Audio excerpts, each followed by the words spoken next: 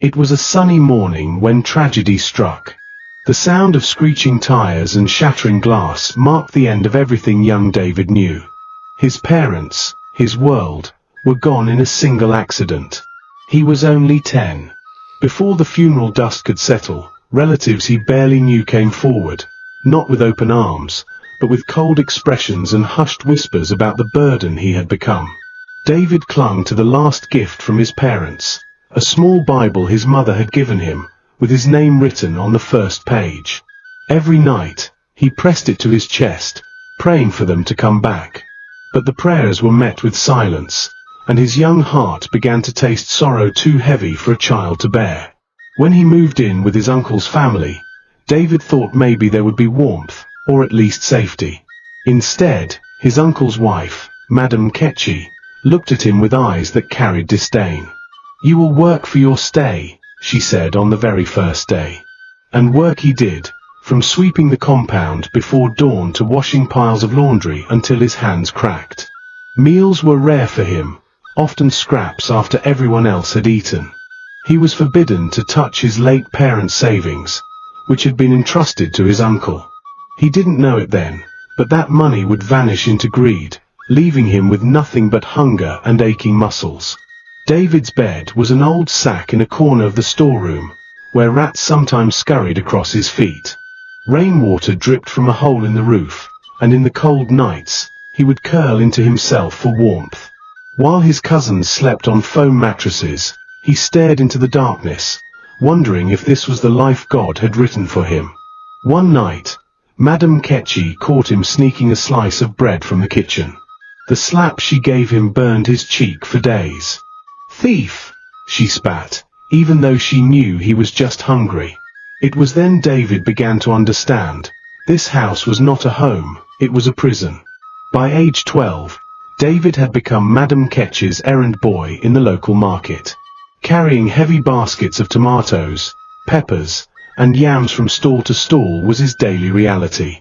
Traders pitied him, sometimes slipping him a small fruit when Ketchy wasn't watching. But she always was. Once, she accused him of stealing when a pineapple went missing, beating him until his nose bled. Despite it all, David learned to endure. Every harsh word became a brick on the wall around his heart. He learned to smile through pain, to greet people politely even when his stomach roared with hunger. Unknown to everyone, his mind was quietly building dreams his body could not yet reach. At night, David began writing little letters to his parents in an old notebook he had found in the trash. "Dear Mama and Papa," he wrote, "I hope you are proud of me. I try to be strong, but it is hard here. They don't love me. But I will make you proud one day." Each page was soaked with tears, but those letters became his secret strength. They reminded him of the love he once had, and the kind of man he still wanted to be. Educated, successful, and generous, just like his father had been. School was another battlefield. David often wore torn uniforms and came to class without lunch. His classmates mocked him, calling him Rag Boy. But one teacher, Mrs. Ease, saw through the rags. She noticed how quickly David grasped his lessons despite the struggles. She began giving him extra books and sometimes an extra piece of bread. "You are brighter than you think," she told him one day.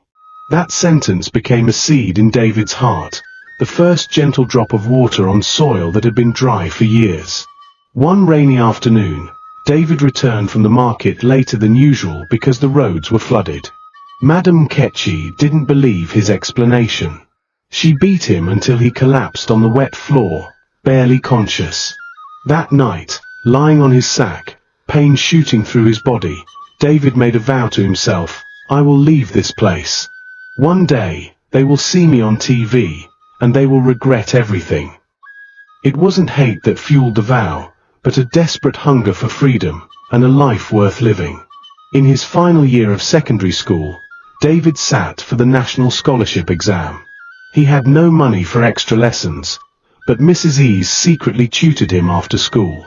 The day the results came out, David was at the market stacking crates when he heard the news.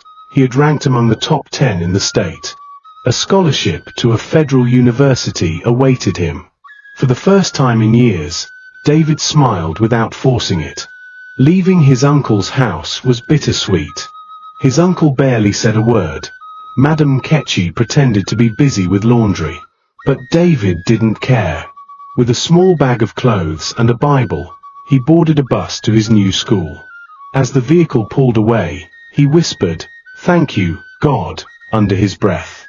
The air outside that compound felt different, lighter, freer.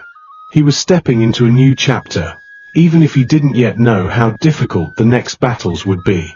University life came with its own struggles.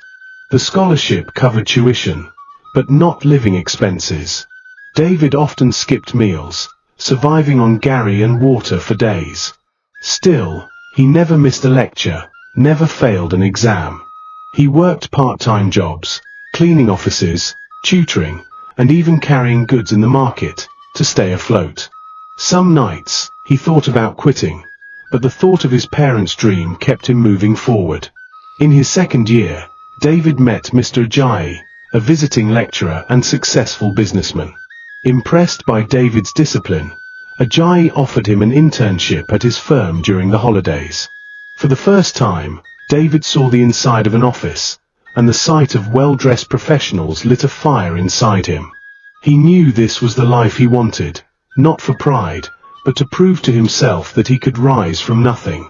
During one of his internships, David received a call. His uncle was ill and wanted to see him. It had been years since they last spoke. When he arrived, he saw the once proud man weak on a hospital bed. "I took what was yours," his uncle admitted, tears in his eyes. "Forgive me." David's heart was torn. The wounds were deep, but he remembered his parents' teachings. "I forgive you," he said quietly. Years of struggle and sleepless nights finally paid off. David stood in his graduation gown, holding his degree in business administration. As the vice-chancellor called his name, he could almost hear his mother's voice saying, "Well done, my son." It was not the end, but it was a victory, a promise fulfilled in part. With the help of Mr. Ajayi, David secured a job in a multinational company. The first time his salary entered his account, he cried. It wasn't much, but it was enough to rent a small apartment and buy a bed that wasn't made of sacks. The taste of freedom was sweeter than anything he had known. David never forgot where he came from. With part of his income, he began sponsoring underprivileged children in his old school. "No child should suffer like I did," he said. Mrs. Ease, now retired, wept when she heard what he was doing. Years passed, and David's work ethic and integrity made him rise through the ranks. One day, a major newspaper ran his story, from orphan to CEO. The photo of him in a tailored suit, smiling confidently, went viral. His phone didn't stop ringing, even Madame Ketchy called, though her tone was different now. David returned to his village to build a library and ICT center. At the opening ceremony, children gathered around him, eyes full of admiration. He told them, "Don't let your current pain define your future. You can rise." Even Madame Ketchy attended, though she stood at the back, silent. After the ceremony, Madame Ketchy approached him. Her eyes were moist. "I was wrong, David. I'm sorry for everything." David looked at her for a long moment, then said, "I forgave you long ago." The weight of the past seemed to lift between them. David married a kind woman named Grace, who shared his passion for helping others. Together, they adopted 2 orphans, determined to give them the love and security David had been denied. His home was now filled with laughter, a sound he had once thought he'd never hear again. Standing on the balcony of his home one evening, David reflected on his life. From a sack in a storeroom to a house filled with warmth.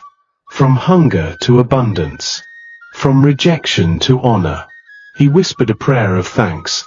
"Lord, you turned my mourning into dancing." The boy they had once called a burden had become a blessing, just as his parents had. The end. Thanks for watching. Please like, comment and share. Subscribe for more stories.